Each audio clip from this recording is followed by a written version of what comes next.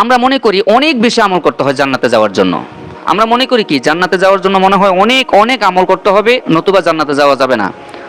আমরা মনে করি জান্নাতে যাওয়ার জন্য আমাদেরকে অনেক বেশি নফল নামাজ পড়তে হবে, অনেক বেশি দান করতে হবে, অনেক বেশি আমাদেরকে দোয়া দরুদ পড়তে হবে, অনেক বেশি দুনিয়া মানে নাম ইবাদত বন্দেগী করতে হবে, সোজা কথা এক কথায়। কিন্তু না, ইসলাম কিন্তু এটা বলে নাই। ইসলাম বলেছে আখলিস দীনাকা ইয়াকফিকাল আমালুল কলিল, তোমার দিনকে খাঁটি করে। ইমান ইমান ইমান ইমানটা তো চিনেন, ইমান আমাদের ইমানের মধ্যে বেশি সমস্যা। তোমার ইমানকে খাঁটি করো, অল্প আমলেই নাজাতের জন্য যথেষ্ট হবে। সুবহানাল্লাহ, সুবহানাল্লাহ বলেন একবার। আপনি আপনার যখন ইমানটা খাঁটি থাকবে, ইমানটা খাঁটি করবেন কিভাবে? মনে করেন আপনি মিথ্যা কথা বলেন না, আপনার ইমানটা শক্তিশালী আছে। আপনি পরে গীবত করেন না, আপনার ইমানটা শক্তিশালী আছে। আপনি মনে করেন নামাজটা ছাড়েন না, 5 ওয়াক্ত ফরজ নামাজ, ফরজ সুন্নত অর্থাৎ 5 ওয়াক্ত নামাজ আপনি সঠিকভাবে আদায় করতেছেন, আপনার ইমানটা খাঁটি আছে। আপনি খাদ্যে ভেজাল দেন না, ওজনে কম দেন না, পরের জমির আপনি জোর করে দখল করেন না। আপনার পরিবার, আপনার আত্মীয় স্বজনের সম্পদ, আপনার সবচেয়ে বেশি আমাদের দেশে সবচেয়ে বেশি মারাত্মক যেই মহামারীটা, সেটা হচ্ছে আমরা আমাদের ভাই বোনদের হক আমরা বুঝিয়ে দিই না, আমাদের ছেলে মেয়েদের হক আমরা বুঝিয়ে দিই না। আপনি কি মনে করছেন এটার জন্য আপনি খুব পার পেয়ে যাবেন? কখনোই না। আল্লাহর কসম, আল্লাহর কোরআন যদি সত্য হয়, হাদিস যদি সত্য হয়, এই কথাও সত্য, আল্লাহর হক আল্লাহ তাআলা মাফ করলেও করতে পারে। বান্দার হক, বান্দাকে ক্ষতি করে কোনো কাজ যদি আপনি করেন, আল্লাহর কসম, বান্দার হক যদি নষ্ট করেন, ওই বান্দা যতদিন পর্যন্ত আপনাকে ক্ষমা না করবে ততদিন পর্যন্ত আল্লাহ তাআলা আপনাকে কোনোদিন ক্ষমা করবে না। হাসরের ময়দানে যেদিন উঠবেন, দুনিয়াতে যত মানুষের ক্ষতি করছেন, যত মানুষের আপনি ক্ষতি করছেন, আপনি মনে রাখবেন হাসরের ময়দানে ওই লোকটা আপনার সমস্ত আমলগুলো সে একটা সেকেন্ডের মধ্যে সমস্ত আমলগুলো সে নিয়ে যাবে। একটা সেকেন্ডের মধ্যে আপনার সমস্ত আমলগুলো ভেনিশ হয়ে যাবে, বরবাদ হয়ে যাবে। আপনি সারা জীবন তাহাজ্জুদের নামাজ পড়ছেন, সারা জীবন আপনি কি করছেন? হজ করছেন, ওমরা করছেন, দান খয়রাত করছেন, আপনি একজন হাজী সাহেব, আপনি একজন বড় বুজুর্গানে দিন, আপনি একজন বড় নেককারিনী, দুনিয়ার জমিনে মানুষকে দেখানোর জন্য যত কাজ করছেন, কিন্তু ওই পাশাপাশি আপনি আপনার পাশের ঘরের ভাইয়ের কোনো খোঁজখবর নেন না। ওই ভাইটা কি খাইয়া রয়েছে না না খাইয়া রয়েছে? রমজান মাস যে গত কয়েকদিন আগে গেল, কয়েকদিন আগে রমজান মাস গেল, আপনি কি বুকে হাত দিয়ে বলতে পারবেন যে কয়জন মানুষ বুকে হাত দিয়ে বলতে পারবেন আমার পাশের ঘরের খোঁজখবর নিছি আমি? আমার আত্মীয় স্বজনরা অনেকে না খেয়ে আসছে, তাদের খোঁজখবর নিচ্ছি। আপনি আমার বোন ভাই যদি আমাদের ওয়ারিশ চাইতে আসে, আমরা তাকে দূর দূর করে তাড়িয়ে দিই, তাকে কি বলি? জুতা পেটা করে তাকে বাড়ি থেকে আমরা বের করে দিই, তাদেরকে সম্পদ দেই না।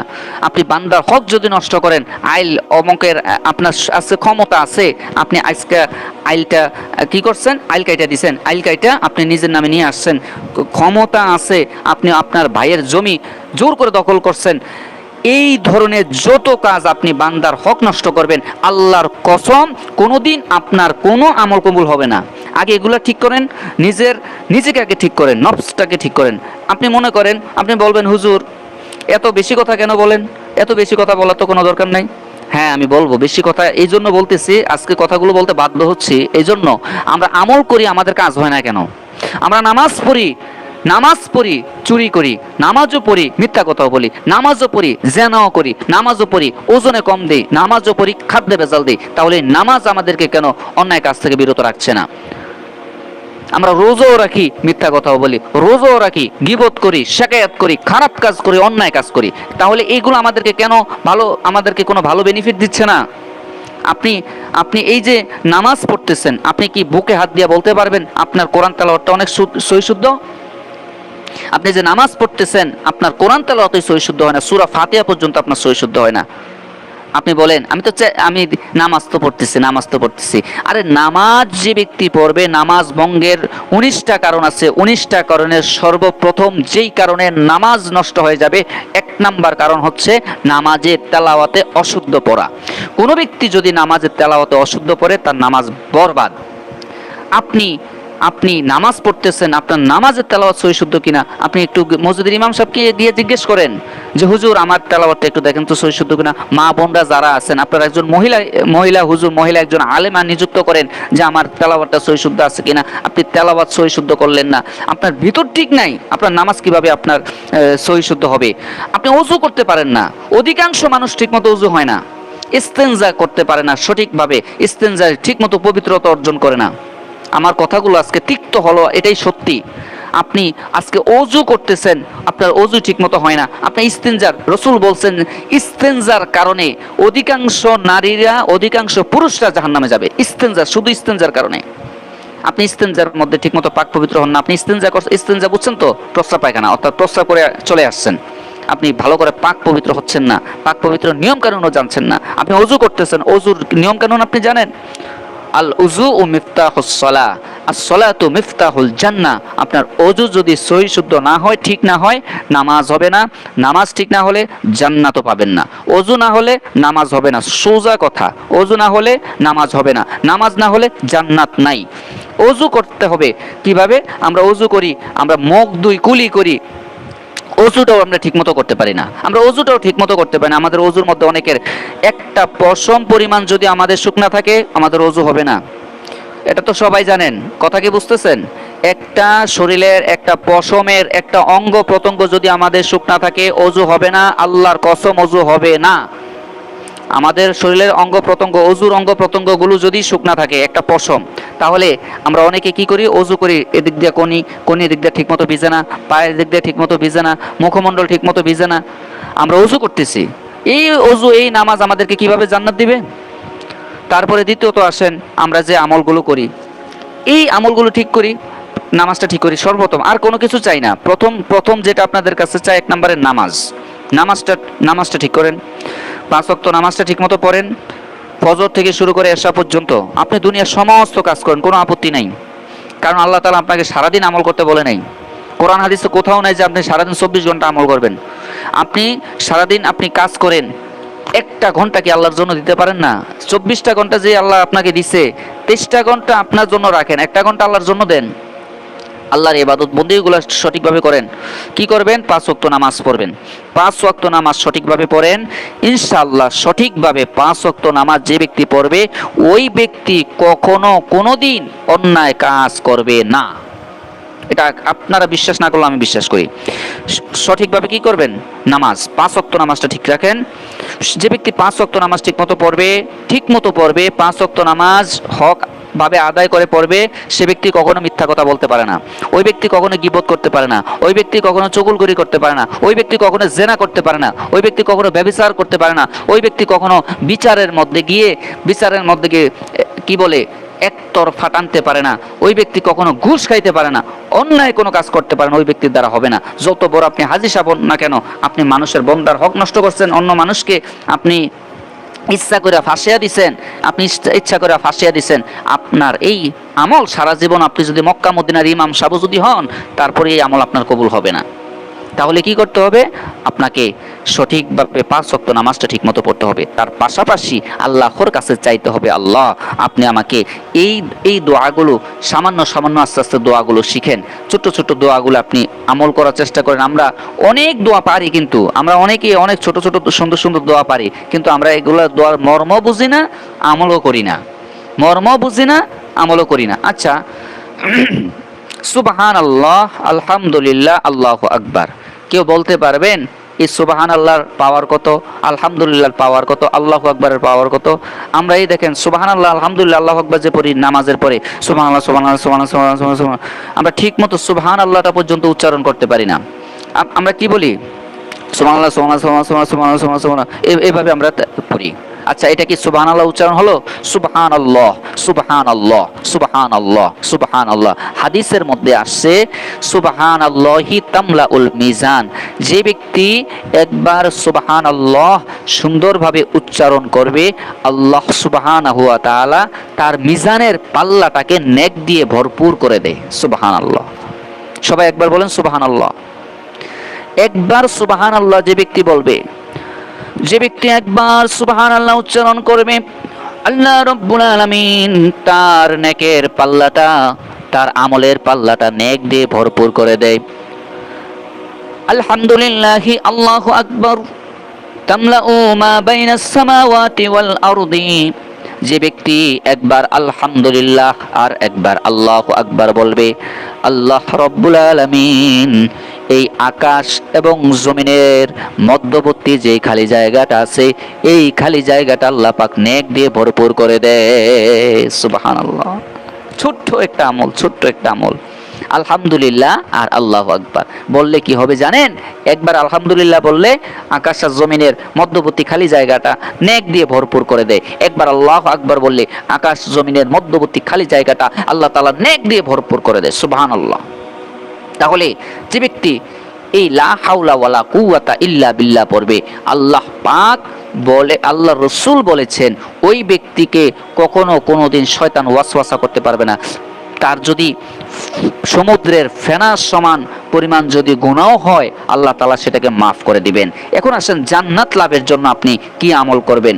ফজর এবং মাগরিবের নামাজের পরে এই দোয়াটি যে ব্যক্তি পড়বে, পরে মৃত্যুবরণ করবে, আল্লাহ তাআলা তাকে নিশ্চয়ই বেহেশত দান করবেন ইনশাআল্লাহ। যদি সঠিকভাবে সবকিছু ঠিক রাখা, আমল ফরজগুলো ঠিক রাখা, ওয়াজিবগুলো ঠিক রাখা, সুন্নাতগুলো ঠিক রাখা, সবকিছু ঠিক রাখা যদি এই দোয়াটা আপনি ঠিকঠাক মতো পড়েন। আমি ওই রকম ভিডিও আমি বানাই না যে আপনি সব কিছু বাদ দিয়ে শুধু দোয়া পড়েন তাইলে আপনার সব কিছু পেয়ে যাবেন, না। আমি এটাতে বিশ্বাস করি না। আপনার আগে ফরজ ঠিক রাখতে হবে, ওয়াজিব ঠিক রাখতে হবে, সুন্নাত ঠিক রাখতে হবে। ফরজ, ওয়াজিব, সুন্নাতের পাশাপাশি এই নফল আমলগুলো আপনাকে অনেক বড় মর্তবায় পৌঁছিয়ে দিবে। এটা হচ্ছে আপনার সিঁড়ি বাই সিঁড়ি আপনার উপরে ওঠার জন্য প্রমোশন লেটার। এটা হচ্ছে আপনার প্রমোশন লেটার। তাহলে ফজর এবং মাগরিবের পরে যে ব্যক্তি এটা পড়বে, ওই দিনে ওই সময় মৃত্যুবরণ করলে আল্লাহ তাআলা তাকে জান্নাত দান করবেন। আচ্ছা, এখন দোয়াটা কি? জান্নাত পাওয়ার জন্য কি দোয়াটি পাঠ করবেন? মা বোনরা, আমার ভাইয়েরা আজকে অনেকে আমার সাথে যুক্ত আছেন, তাদেরকে আমি আজকে দোয়াটা শিখিয়ে দিচ্ছি। আপনারা মনোযোগ দিয়ে এই দোয়াটা শিখবেন। কেউ লাইভটি স্ক্রিপ্ট করবেন না, আল্লাহর ওয়াস্তে লাইভটি স্ক্রিপ্ট করে চলে যাবেন না, আপনি বড় মিস করবেন। আপনারা অনেক সময় বিভিন্নভাবে নষ্ট করেছেন, বিভিন্নভাবে ঘুরে ফিরে বিভিন্ন সময় নষ্ট করেন। আজকে দোয়াটা শিখে যান, কাজে লাগবে, জীবনে কাজে লাগবে। একদিন হলো বলতে পারবেন যে অমুক হুজুরে তো এই দোয়াটা পড়াইছিল, এটা আমাদের জীবনে কাজে লাগছে। আল্লাহ পাক যদি আপনাদের একজনের উসিলায়ও যদি আমাকেও আল্লাহ তাআলা যদি মাফ করে দেয়, জান্নাত দেয়, এর চাইতে বড় চাওয়া পাওয়া আল্লাহর কাছে আমি আর কিছু চাই না, কোনো কিছু আর চাওয়া পাওয়া নাই। দোয়াটা হচ্ছে, আল্লাহুম্মা আনতা রব্বি লা ইলাহা ইল্লা আনতা খলাকতানি ওয়া আনা আবদুকা ওয়া আনা আলা আহদিকা ওয়া ওয়া'দিকা মাস্তাতা'তু আউযু বিকা মিন শাররি মা সানা'তু আবুউ বিনি'মাতিকা আলাইয়া ওয়া আবুউ বিযামবি ফাগফিরলি ফাইন্নাহু লা ইয়াগফিরুয যুনুবা ইল্লা আনতা। দেখবেন মিজানুর রহমান আজহারী সাহেব, আমাদের কলিজার টুকরো একজন ভাই মিজানুর রহমান আজহারী সাহেব, উনি মাঝে মাঝে ওয়াজের মধ্যে কিন্তু এই দোয়াটা বলেন। অনেক বড় বড় স্কলারসরা মাহফিলের মধ্যে এই দোয়াটা কিন্তু মানুষকে শিক্ষা দেয়, মানুষকে শিখিয়ে দেয়, মা বোনদেরকে এবং ভাইদেরকে শিখিয়ে দেয় যে এই দোয়াটা বেশি বেশি করে পড়বেন। এই দোয়াটা যে কত বড় একটা পাওয়ারফুল, শক্তিশালী দোয়া আপনি নিজেও কল্পনা করতে পারবেন না। আল্লাহুম্মা আনতা রব্বি লা ইলাহা ইল্লা আনতা খলাকতানি ওয়া আনা আবদুকা ওয়া আনা আলা আহদিকা ওয়া ওয়া'দিকা মাস্তাতা'তু আউযু বিকা মিন শাররি মা সানা'তু আবুউ বিনি'মাতিকা আলাইয়া ওয়া আবুউ বিযামবি ফাগফিরলি ফাইন্নাহু লা ইয়াগফিরুয যুনুবা ইল্লা আনতা। এই দোয়াটা আপনারা সবাই মুখস্থ করবেন। এই লাইভটা প্রয়োজনে আপনারা ডাউনলোড করে রাখেন, সেভ করে রাখেন, শেয়ার করে রাখেন। এটা মুখস্থ করবেন, যে কোনোভাবে হোক এটা মুখস্থ করবেন। আমি আবারও একবার বলে দিচ্ছি, এটা অত্যন্ত গুরুত্বপূর্ণ একটি দোয়া, কারণ অনেক বড় বড় ইসলামিক স্কলারসরা কিন্তু এই দোয়াটা মানুষকে শিখায়। আল্লাহুম্মা আনতা রব্বি লা ইলাহা ইল্লা আনতা খলাকতানি ওয়া আনা عبدك وأنا على عهدك ووعدك ما استطعت أعوذ بك من شر ما صنعت أبوء بنعمتك علي وأبوء بذنبي فاغفر لي فإنه لا يغفر الذنوب إلا أنت। হে আমার রব, হে আমার প্রভু, হে আমার মালিক আল্লাহ, তুমি ব্যতীত আর কোনো মাবুদ নাই, তুমি ব্যতীত আর কোনো ইলাহ নাই। আমি তোমার বান্দা এবং আমি তোমার সাথে কৃত অঙ্গীকারবদ্ধ। আমি তোমার সমস্ত কথাগুলো শুনবো। আল্লাহ, তুমি আমাকে যা কিছু অর্ডার করবা, আমি তোমার সমস্ত অর্ডারের হুকুম পালনের জন্য আমি অপেক্ষায় আছি। আমি আমার সকল কৃত কুকার্যের অনিষ্ট থেকে তোমার কাছে আশ্রয় চাই। যত অনিষ্ট খারাপ কাজ আছে আল্লাহ, সমস্ত খারাপ কাজ থেকে, সমস্ত খারাপ কাজের ওয়াসওয়াসা থেকে আল্লাহ আপনার কাছে আশ্রয় চাই। আল্লাহর কাছে এইভাবে আপনি স্বীকারোক্তি দিবেন। আল্লাহ পাক রব্বুল আলামিন আপনার তওবা কবুল করবেন, জীবনের গুনাহগুলো মাফ করে দিবেন। সমস্ত তওবা কবুল করে ওই দিন যদি আপনি মৃত্যুবরণ করেন, ওই দিন ওই রাত্রিবেলা যদি আজকে যদি এটা পড়তে পারেন, আল্লাহ না করুক যদি আপনি মারা যান, আল্লাহ পাক রব্বুল আলামিন আপনাকে এই দোয়ার বদৌলতে আপনাকে ইচ্ছে করলে ক্ষমা করে দিতে পারেন, জান্নাত দিয়ে দিতে পারেন। সুবহানাল্লাহ, সুবহানাল্লাহ। প্রিয় দিনী ভাই ও বোনেরা, তারপরে ৪র্থ নম্বরে যে আমলটা শিখাবো, চতুর্থ আর পঞ্চম শিখিয়ে আজকের ভিডিও শেষ। পরকালে মুক্তি লাভের জন্য দোয়া। পরকালে মুক্তি লাভ করার জন্য আমরা কি দোয়াগুলো পড়ব? পরকালে মুক্তি লাভের জন্য রাসূল আকরাম সাল্লাল্লাহু আলাইহি ওয়াসাল্লাম হাদিসের মধ্যে বলে দিয়েছেন, যে ব্যক্তি এই দোয়াটা ফজরের পরে 7 বার, মাগরিবের পরে 7 বার পড়বে, ফজরের পরে 7 বার, মাগরিবের পরে 7 বার যে ব্যক্তি পড়বে, আল্লাহ পাক রব্বুল আলামিন তাকে দুনিয়া এবং আখিরাতের সমস্ত দুশ্চিন্তা থেকে আল্লাহ তাআলা তাকে নাজাত দিয়ে দিবেন। ফজরের পরে 7 বার, মাগরিবের পরে 7 বার। দোয়াটা হচ্ছে হাসবিয়াল্লাহু লা ইলাহা ইল্লা হুয়া আলাইহি তাওয়াক্কালতু ওয়া হুয়া রব্বুল আরশিল আযীম। হাসবিয়াল্লাহু লা ইলাহা ইল্লা হুয়া আলাইহি তাওয়াক্কালতু ওয়া হুয়া রব্বুল আরশিল আযীম। হাসবিয়াল্লাহু লা ইলাহা ইল্লা হুয়া আলাইহি তাওয়াক্কালতু ওয়া হুয়া রব্বুল আরশিল আযীম। হাসবিয়াল্লাহু। পরকালে মুক্তি লাভের জন্য, পরকালে মুক্তি লাভের জন্য এই দোয়াটা পড়বেন। পরকালে মুক্তি লাভের জন্য ফজরের পরে 7 বার, মাগরিবের পরে 7 বার, মাগরিবের পরে যদি ছুটে যায় এশার পরে 7 বার পড়ে নেবেন, এশার ফরজের পরে। হাসবিয়াল্লাহু লা ইলাহা ইল্লা হুয়া আলাইহি তাওয়াক্কালতু ওয়া হুয়া রব্বুল আরশিল আযীম। এটা পড়বেন। পঞ্চম নম্বরে আমাদের সর্বশেষ যে আমলটি আজকে শিখিয়ে দেব সেটা হচ্ছে গুনাহ মাফের জন্য দোয়া। জীবনের সমস্ত গুনাহ মাফের জন্য আল্লাহর কাছে কি দোয়া পাঠ করবেন? হাদিসের মধ্যে এসেছে, যে ব্যক্তি সকালে 10 বার, সন্ধ্যায় 10 বার পাঠ করবে, সকালে 10 বার, ফজরের পরে 10 বার, মাগরিব বা এশার পরে যে ব্যক্তি 10 বার পাঠ করবে, আল্লাহ রাব্বুল আলামিন তার আমলনামায় 100টা নেক লিখে দিবেন, 100টা গুনাহ তার ক্ষমা করে দিবেন, আর একটি গোলাম আজাদ করে দেওয়ার সমান সওয়াব আল্লাহ পাক তার আমলনামায় দিয়ে দিবেন। এবং ওই দিন এবং রাত্রিবেলা সমস্ত বিপদ আপদ থেকে আল্লাহ পাক তাকে হেফাজত করবেন। সুবহানাল্লাহ। দোয়াটা হচ্ছে লা ইলাহা ইল্লাল্লাহু ওয়াহদাহু লা শারীকা লাহু লাহুল মুলকু ওয়া লাহুল হামদু ওয়া হুয়া আলা কুল্লি শাইইন কাদির। লা ইলাহা ইল্লাল্লাহু ওয়াহদাহু লা শারীকা লাহু লাহুল মুলকু ওয়া লাহুল হামদু ওয়া হুয়া আলা কুল্লি শাইইন কাদির।